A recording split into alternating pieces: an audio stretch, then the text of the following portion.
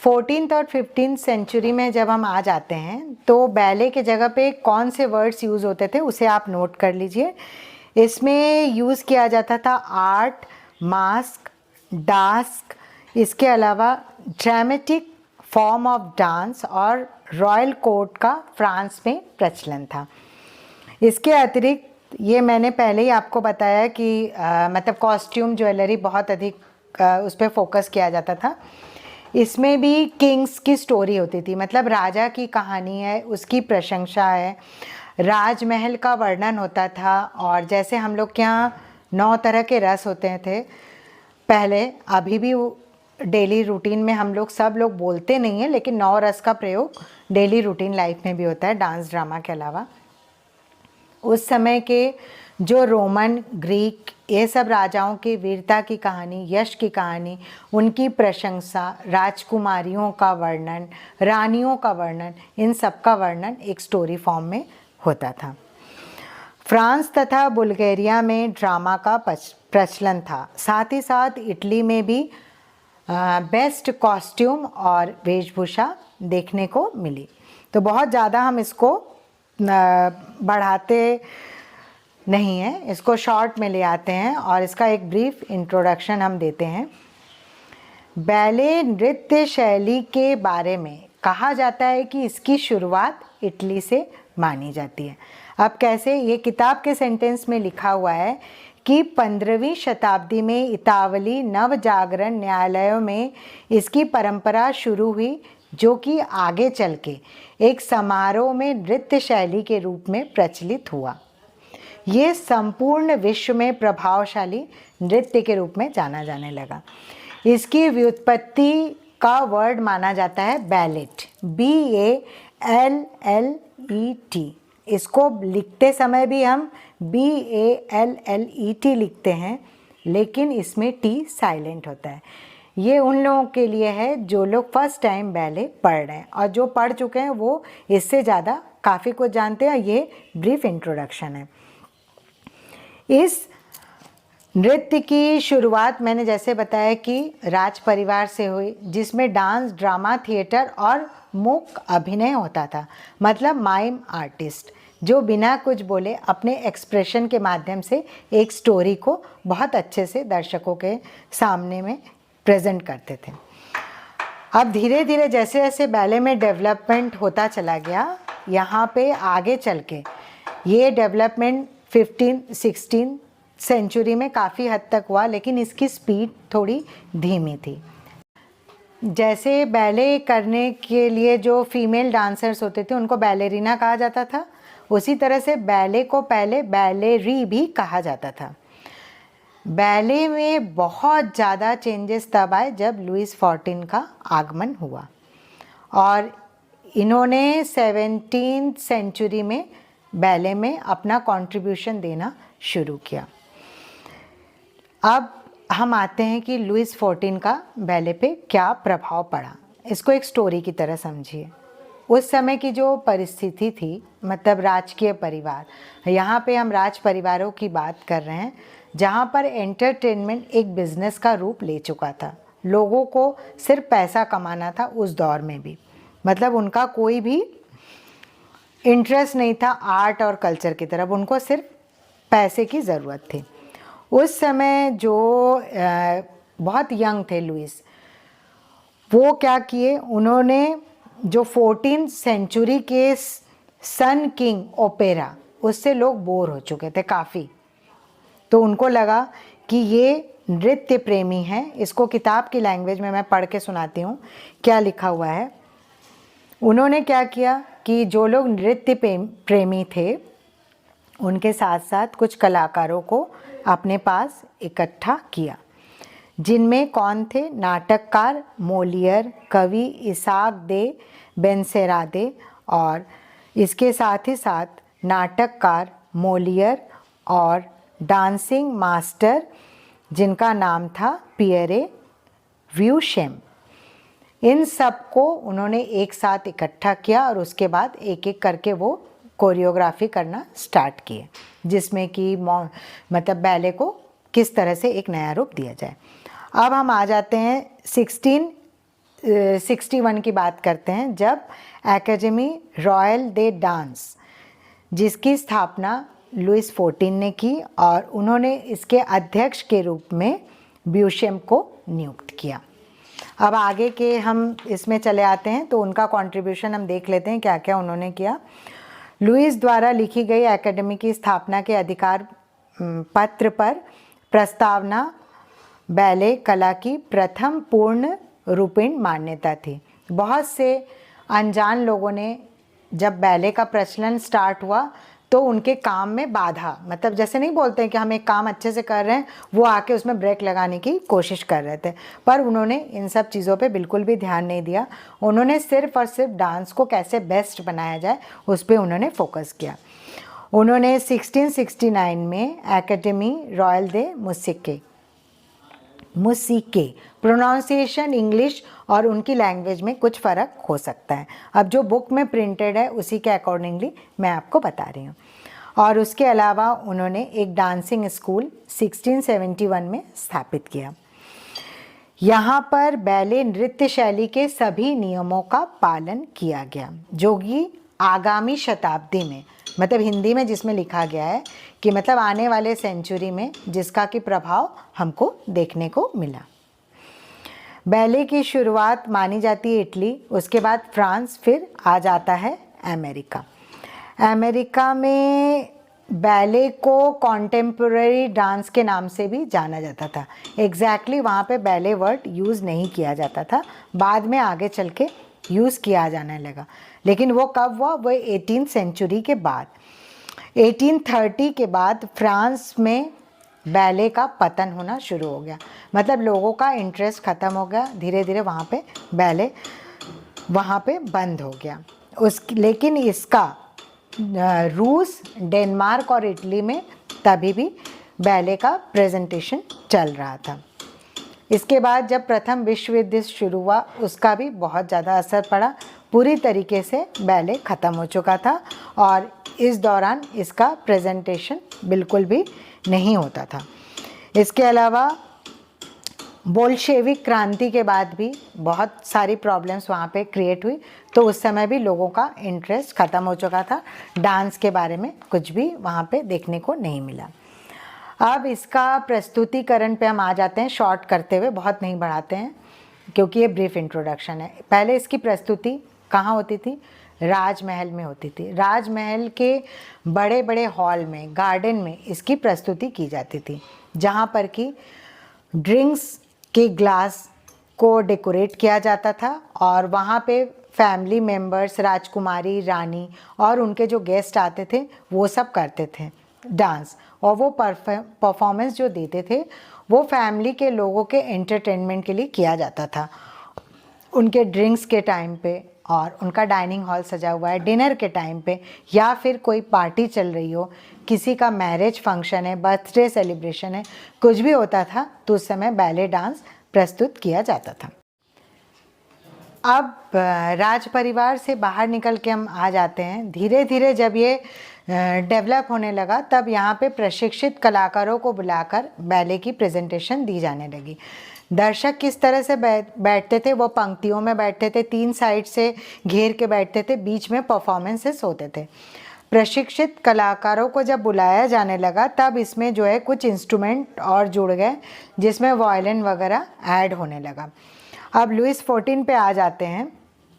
जब Louis 14 ballet को develop कर रहे थे तब बैले के फुटवर्क पर काम होना बहुत शुरू हो गया था। इसके साथ ही साथ पहले जब बैले किया जाता था तो चेहरे पे मास्क लगा के बैले किया जाता था, तो लोगों को ये ऑब्जेक्शन होने लगा कि मास्क के वजह से हमको एक्सप्रेशंस देखने को नहीं मिलते हैं।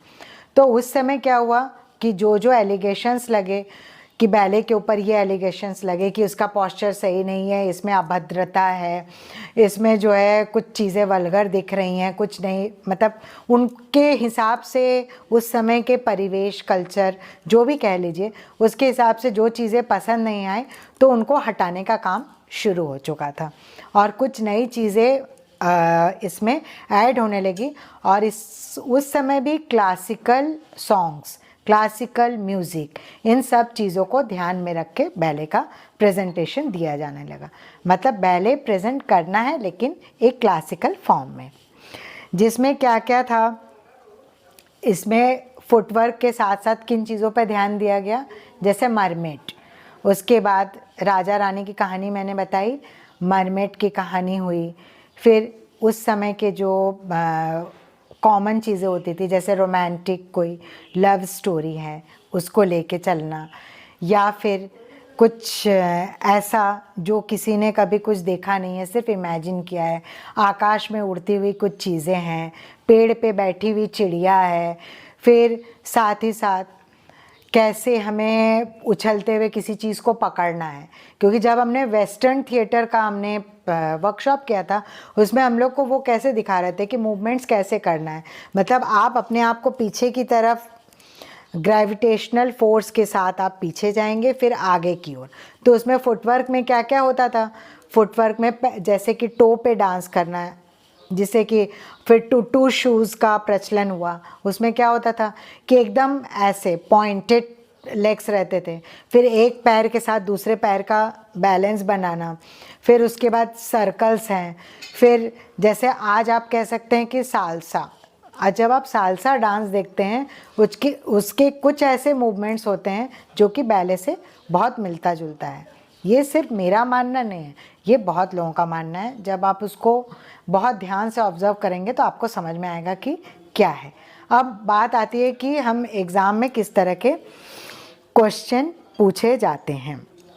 तो एग्ज़ाम में एक पॉइंट आप ये नोट करिए जो कि बहुत इम्पॉर्टेंट है।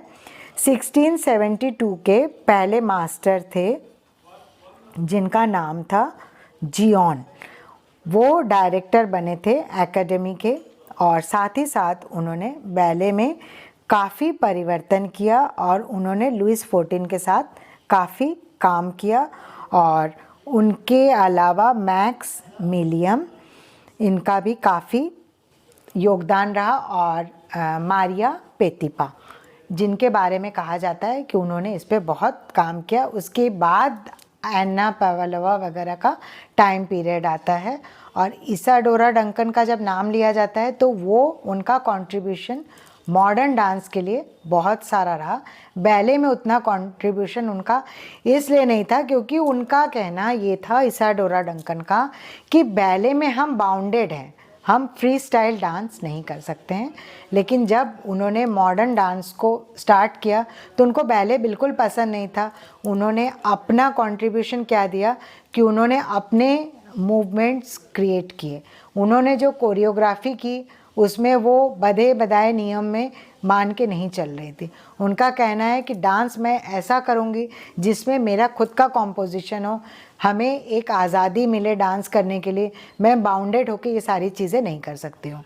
तो उसी का नाम मॉडर्न डांस पड़ा, जिसमें कई कैटेगरी के डांस होते हैं, कॉन्टेम्प्रेरी होता है, सेमी क्लासिकल होता है, क्लासिकल होता है, जो कि बाद में आगे चल के इंडियन डांस में भी देखने को मिलता है, जिसमें उदय शंकर का टाइम पीरियड माना जाता है। उन्होंने western ballet, Indian dance, modern dance, contemporary dance को लेके अपना सेल्फ कॉम्पोजिशन तैयार किया। साथ ही साथ उन्होंने बहुत सारे ऐसे विदेशी कलाकारों के साथ मिलकर इंडिया में डांस ड्रामा प्ले किया, और उनके प्ले पूरे विश्व भर में प्रसिद्ध थे। तो आप उदय शंकर की जब जीवनी उठा के पढ़ेंगे तो उसमें आपको सारे नाम मिल जाएंगे। कट। नेट के एग्ज़ाम में सबसे ज़्यादा क्या क्वेश्चन पूछा जाता है? नेट के एग्ज़ाम में सबसे ज़्यादा बैले का क्रोनोलॉजिकल ऑर्डर पूछा जाता है, जो कि मैंने शॉर्ट वीडियो में ईयर के साथ आपको बताया है। अब मैं एक बार खाली रिपीट कर देती हूँ। सबसे पहले कोर्ट बैले, उसके बाद हुआ रोमांटिक बैले, फिर हुआ क्लासिकल, फिर नियो क्लासिकल, उसके बाद मॉडर्न डांस। अब हम चले आते हैं यहाँ पे कि लुइस 14 के टाइम पे सबसे पुराना बैले जो माना जाता है, ये किताबों में लिखा हुआ है, 100% श्योर नहीं है, 1789 का सबसे पुराना बैले माना जाता है, ला सिया फिटे, जो कि अभी भी अभ्यास किया जाता है, मतलब प्रैक्टिस में है। इसका कोरियोग्राफर जिन्होंने की बाद में इसकी कोरियोग्राफी की, जिसे कि प्रॉपर कोरियोग्राफी कही जाती है, 1832 में। और इसको किसके द्वारा किया गया? इसको किया गया था टैग्लियोनी द्वारा। इसके बाद पेरिस में चले आते हैं, जब रोमांटिक बैले का दौर शुरू हो चुका था। 1830 से लेके 1870 तक रोमांटिक बैले का गोल्डन पीरियड इसे कहा जाता है, जहाँ पर कि ये पूरी तरीके से काफ़ी डेवलप हो चुका था। इस समय बैले जब रोमांटिक ये पीरियड स्टार्ट हो गया था, तो उसमें डांसर्स को, इसमें पहले तो बैले में खाली फीमेल डांसर्स होती थी, बाद में मेल और फीमेल ऐड होने लगे, तो इन लोग का प्रशिक्षण बहुत छोटी उम्र से स्टार्ट हो जाता था। मतलब जब छोटे बच्चे हैं उनको जो है 5-6 वर्ष की आयु से बैले का प्रशिक्षण दिया जाना स्टार्ट होने लगा, ताकि वो आगे चल के बहुत अच्छी तरीके से डांस कर सके, क्योंकि इस डांस को सीखने में कम से कम 8 से 10 साल पूरे उस समय लग जाते थे। अभी मुझे इसका कोई आइडिया नहीं है कि आजकल की डेट में बैले सीखने में कितना समय लगता है। ये वेस्टर्न कल्चर में 20th सेंचुरी तक की बात हो रही है।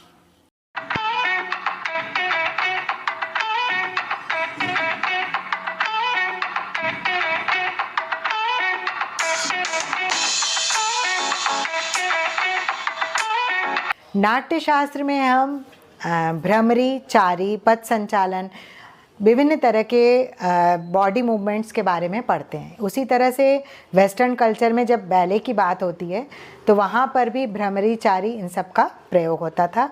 उनके संगीत में छंद, लय, काव्य इन सब का वर्णन होता था। इसके अलावा समानुपात, सहजता, मतलब एकदम ईजी। समानुपात मतलब क्या हो गया, और साथ ही साथ आपको मालूम है सहजता मतलब क्या हुआ, तो बहुत इजी तरीके से डांस को एक फ्लो में करना, एक कंटिन्यूटी में करना, उसमें कोई ब्रेक ना होना, ये सारी चीज़ें बहुत इम्पॉर्टेंट थी। उसके बाद हम चले आते हैं इसमें ज्योमेट्रिकल शेप्स। जैसे भरतनाट्यम में डांस में ज्योमेट्रिकल शेप्स होते हैं, ज्योमेट्रिकल मूवमेंट्स होते हैं। जैसा हम राइट में कर रहे हैं वैसा ही लेफ्ट में। उसी तरीके से बैले में कुछ नियम होते थे जिनको कि आपको फॉलो करना है, कि मतलब फुटवर्क पे भी काम करना है, तो फुटवर्क में कहाँ से कहाँ तक जाना है। ग्रुप डांस में सारे पैर एक साथ उठने चाहिए, फिर वो नीचे की तरफ आना चाहिए। तो ये सारा बहुत इम्पॉर्टेंट है। अब नोट करने के लिए आप कुछ चीज़ें और नोट कर लीजिए। जैसे कि इसमें रोमांटिक बैले की बात हो रही है, तो रोमांटिक बैले में मरमेड, इनके बारे में और वन्य आत्माओं की कहानियों को नाटक रूप दिया जाता था। और इसमें बैले में बहुत उच्च कोटि के आचार्य, मतलब वहाँ के जो टीचर, जैसे हमारे यहाँ के गुरु, वो कुछ नियम बनाते थे जिनको कि बड़े कठोरता के साथ आपको पालन करना होता था। मतलब जो बैले सीख रहे हैं उनको इन सारी चीज़ों को बहुत ध्यान में देखना पड़ता था कि कैसे करना है। 18th सेंचुरी के लेखकों का, गुरुओं का कहना था कि बैले एक कला भी है और साथ ही विज्ञान भी है। अब इसमें चले आते हैं हम मेन पॉइंट्स पे जो पूछा जाता है।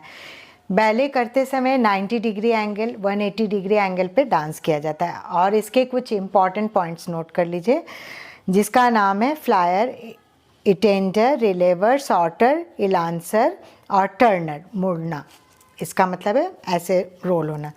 बैले नृत्य शैली में एक सीधी रेखा, स्ट्रेट लाइन को महत्व दिया जाता है। इसके अतिरिक्त कॉक डाइविंग, ये सिर्फ स्त्रियों द्वारा प्रस्तुत किया जाता था, बाद में इसमें पुरुष भी शामिल होने लगे।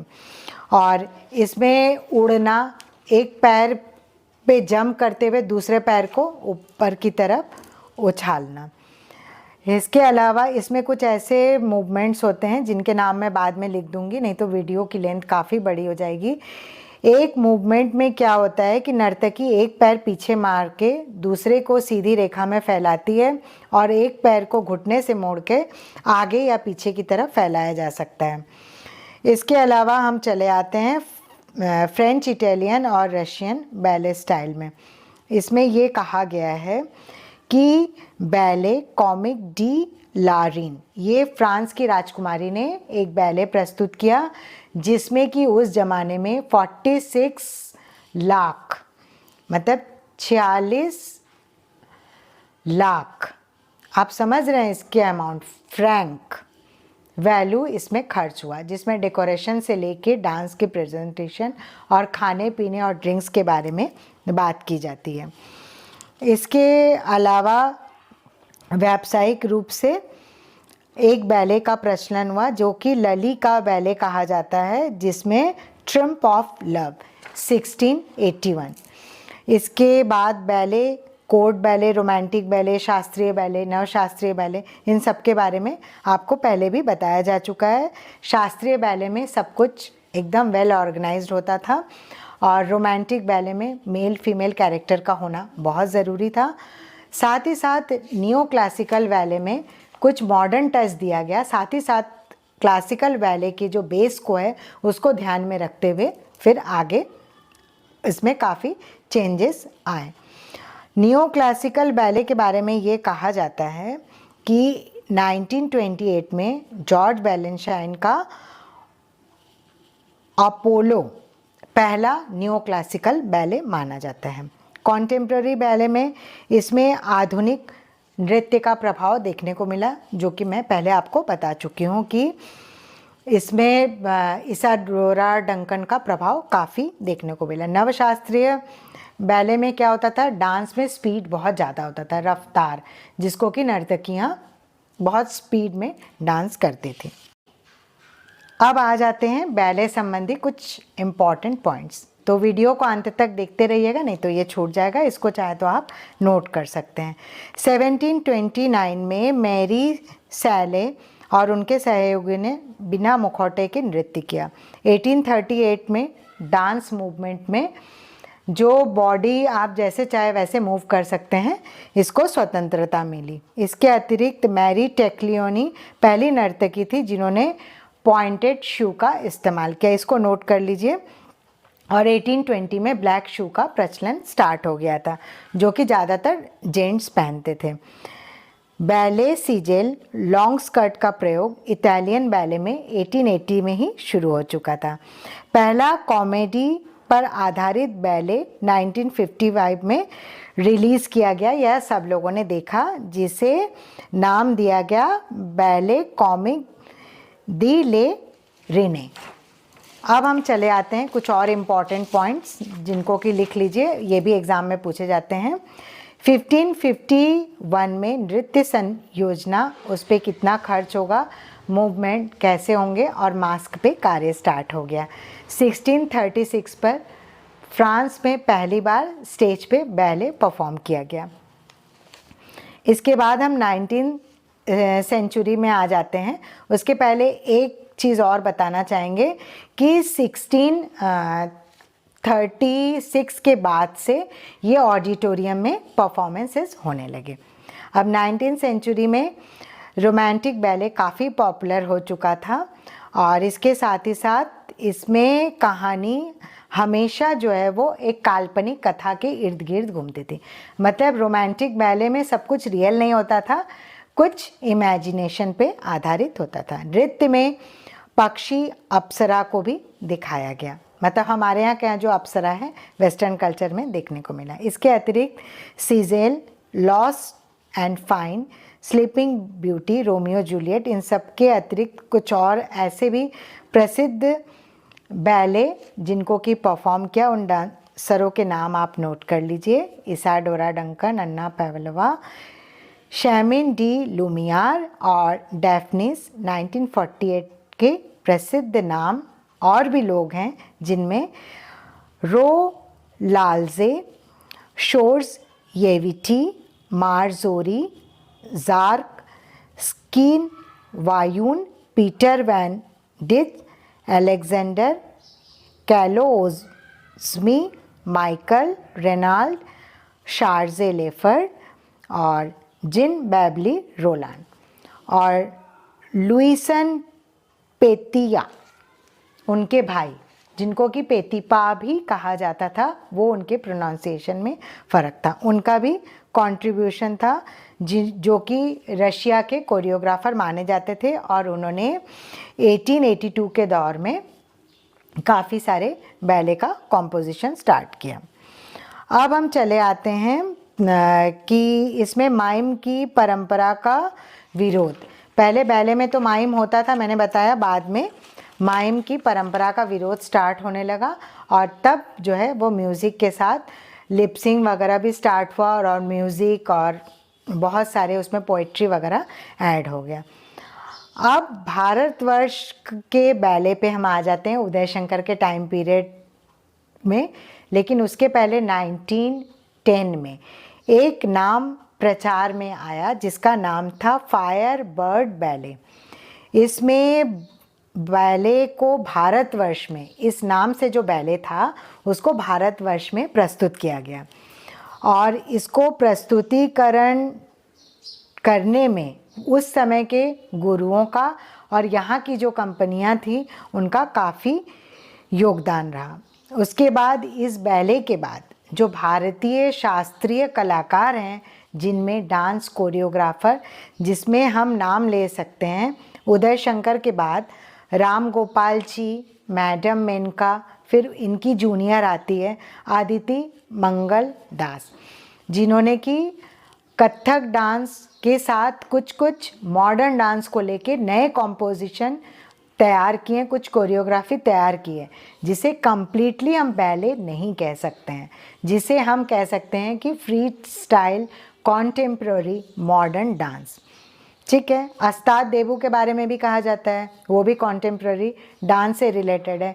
उनके डांस में भी आपको बैले और वेस्टर्न डांस, साथ ही साथ भारतीय शास्त्रीय नृत्यों की झलक देखने को मिलती है। वेस्टर्न बैले का नाम लिया जा रहा है और उसमें अन्ना पावलोवा का जिक्र न हो, ऐसा हो नहीं सकता। अब अन्ना पावलोवा की लाइफ स्केच तो मैं नहीं बता रही हूँ, मैं खाली ये बता सकती हूँ कि इसमें हाई डांस करके एक आपने नाम सुना होगा। जो वेस्टर्न बैले पढ़ा है उसको पता है कि हाई डांस क्या होता है। हाई डांस एक क्रिएटिव डांस था जो कि अन्ना पावलोवा के नृत्य से प्रभावित था और इसकी जो है कोरियोग्राफी, हाई डांस टाइप की कोरियोग्राफी 1920 में यहाँ के गुरु उदय शंकर जी ने की थी। इसके बाद हम चले आते हैं कि फोकिन का टाइम, जिनका कि बैले में काफ़ी कंट्रीब्यूशन रहा, उनका टाइम पीरियड था 1880 से लेकर 1942 तक। और माइकल फोकिन, जिन्होंने कि इसके जो थिएट्रिकल फॉर्म्स होता है बैले का, उसको काफ़ी आगे तक ले गए, उसकी कोरियोग्राफी में काफ़ी उन्होंने चेंजेस किए और उसको एक मॉडर्न वर्जन नाम दिया। अब कुछ फेमस बैले डांसर्स के नाम आप नोट कर सकते हैं, जिनमें कि मारिया पेतिपा, एना पावलोवा, इसाडोरा डंकन और भी कई सारे डांसर्स हैं जो आपको सर्च करने पे ऑनलाइन मिल जाएंगे। कुछ इम्पॉर्टेंट बैले के नाम लिखिए जो कि पूछे जाते हैं और उनका क्रोनोलॉजिकल ऑर्डर, जैसे ला सिल्फिडे 1832, ला जिप्सी 1839, ला पेरी 1843, ये इनका क्रोनोलॉजिकल ऑर्डर है। और अगर कुछ नाम है इम्पॉर्टेंट तो जिसमें नट क्रैकर है, सिंड्रेला है और स्वान लेक है, द स्लीपिंग ब्यूटी है, तो इन सब को ध्यान में रखते हुए आप अपने एग्ज़ाम की तैयारी करिए। और जो शॉर्ट वीडियो मैंने दिया हुआ है उसमें सारे बैले के क्रोनोलॉजिकल ऑर्डर को, उसके अलावा कुछ बैलेरिना के नाम हैं वो सारे उसमें लिखे हुए हैं, रिटन फॉर्मेट में दिए हुए हैं। ये वीडियो काफ़ी लंबा हो जा रहा था तो अब मैं सारे नाम ऐड ना करते हुए आपको ढेर सारी शुभकामनाएं देती हूँ नेट के एग्ज़ाम्स के लिए। आगे के पेपर में जो तैयारी हो रही है वो हम काम करेंगे साउथ ईस्ट एशियन कंट्री, जिनके डांस के नाम, जिसमें क्लासिकल और फोक दोनों रहेगा। तो आप हमसे जुड़े रहिए। इसमें जो भी वीडियो दिखाया जा रहा है वो सिर्फ सिलेबस पर आधारित होगा, बेस्ड होगा। अभी CUET का आपको जनरल टेस्ट का मिलेगा, डांस का मिलेगा, जो कि UG और PG से रिलेटेड इम्पॉर्टेंट क्वेश्चंस और प्रीवियस ईयर्स के सॉल्व्ड क्वेश्चन पेपर्स आपको देखने को मिलेंगे। तो चैनल को देखते समय एक भी चीज़ स्किप मत करिएगा, नहीं तो एग्ज़ाम में कुछ छूट सकता है। आज के लिए इतना ही काफ़ी है। Thank you friends, have a nice day.